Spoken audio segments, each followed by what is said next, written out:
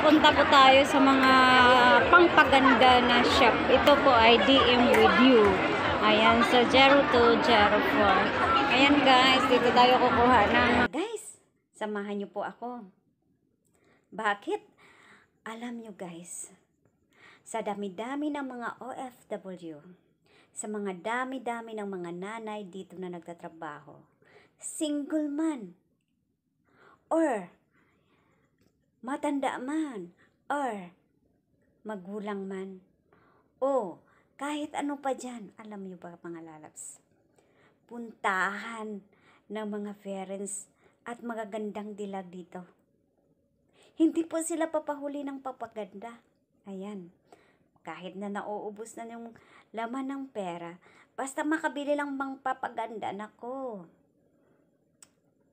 talagang masayang masaya na. Sa bagay naman mga lalabs, kasi minsan pagod na rin tayo sa kakatrabaho, pagod na din tayo sa serve sa ating mga employer. So kailangan din nating magpapaganda sa sarili natin, no? Kahit sa sarili man lang natin. Kaya tingnan ng mga lalabs, ang saya-saya talaga ng mga OFW. Lalo na naghahanap sila ng mga pangpainom na pangpaganda dyan. Ayan, oh. Ang dami-daming klase, guys. Talagang nalilito nga akong maghanap kung anong gusto kong bilhin, eh. Kasi yung sa akin kasi mga lalabs, likas papaya lang talaga yung hahanapin at bibilhin ko. Kasi yan lang po ang kaya ko sa bulsa. At yun ang kasi ang gusto ng aking mukha. Nasanayan ko na kasi yan sa buong katawan mga lalab. Kaso lang ang problema, wala akong makitang likas na papaya. Pero alam mo ba, bilib na bilib talaga ako, no? Bilib na bilib talaga ako. Dahil itong shop na to, lahat ng pangpaganda inipon niya na. Lahat ng pangpaganda nandito na. Minsan, kung ikaw pa at wala kang kaalam-alam kung ano talaga yung bibiluhin mo, malilito at malilito ka mga lalabs. Kasi halos lahat ay nandyan na. So, hindi mo alam kung anong bibilhin mo. Kaya mga lalabs, kung mayroon po kayong alam o ano man yung ginagamit nyo, nandito. Oh, ang dami. Naku, nakakatuwa nga tingnan yung mga kababayan natin na mga lalabs kasi nag-uunahan sila. Tuwing Sunday kasi, yun lang talaga ang katuwaan ng mga OFW. Kung saan sila na nasasayahan or nasaan sila makapagbanday o ano kaya yung mga bibilhin nila. Sa Sunday lang po nila yun makukuha. Kaya ito, kahit nasa space man lang, ay wala kang maggalaw-galawan dahil nag-uunahan na kung anong dapat nilang bibilhin. Pero sa bagay, suportahan na lang natin kung anong mga gusto ng mga magulang natin, mga gusto ng mga kababayan natin, mga lalab. Parang gift na kasi nila yun nila sa sarili nila, eh. Kahit na makita man lang yun nila yung sarili nila na nagbo-blooming, na masaya naman tingnan yung mga kutis na kumikinang, masaya naman tingnan yung mga mukha na nakasmile. Ayan. Siyempre naman, sino hindi masasaya kung makikita mo yung kutis mo na kumikinang, di ba? So, ganun lang siya mga lalab. Kaysa padala tayo ng padala ng pera sa Pinas, pagkatapos iinom, isigarilyo lang. Nako, samantalang hindi man natin mag-gift yung ating sarili. Nako, sana naman.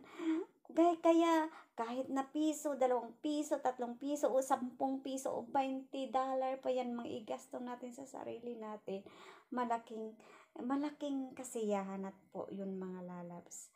Kaya suportahan na lang natin mga kabayan nating mga OFW. Kung sino man dyan, mga kababayan natin na ng ibang bansa, yun lang po ang aming mga katuwaan. Kahit sa mga ganitong bagay lang, suportahan na lang natin.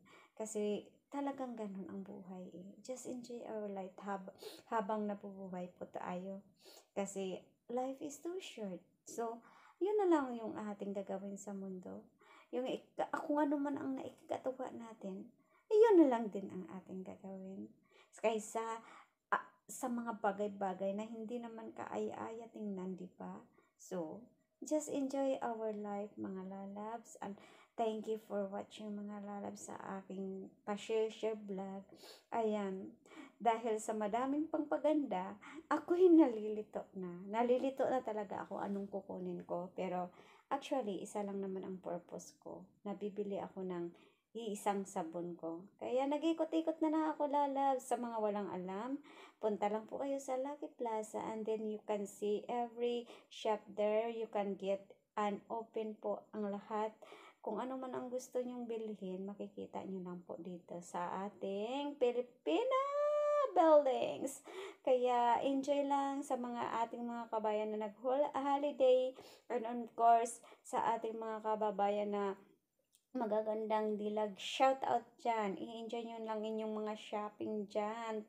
Kung anong gusto nyong bilhin, bilhin nyo. Ayun, wag nyong, wag nyong sayangin kasi tayo ang naghihirap dito, kaya kailangan din nating i-gift yung ating mga sarili. Kahit sa mga sabon-sabon lang yan, o papaganda, o ano, pang pasexy body, o kung ano may yung pwede nating gawin, is gawin yun na, okay lang yun. Kasi yan lang po ang ating gift sa ating sarili. Kaya tingnan yung mga kabayan, di ba? Ang dami-dami na nagpipilahan, maraming nagbibili. Nakakatuwa namang tingnan.